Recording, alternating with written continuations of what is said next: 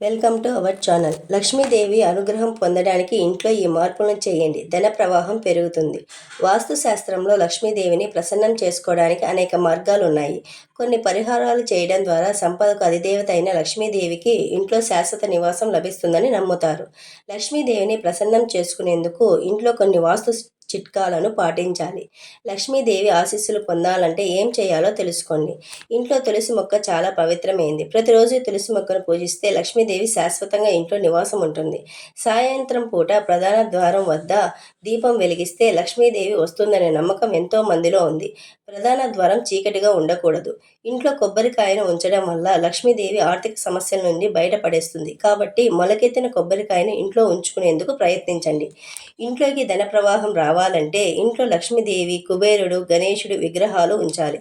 వీరిని నిత్యం పూజిస్తూ ఉంటే ఆర్థిక సమస్యలు రాకుండా ఉంటాయి. లక్ష్మీదేవిని ప్రసన్నం చేయడానికి తెల్లటి ఆవు విగ్రహాలను తెచ్చి ఇంట్లో పెట్టుకోవాలి. ఆ ఆవులకు పసుపు కుంకుమ ఇవ్వాలి.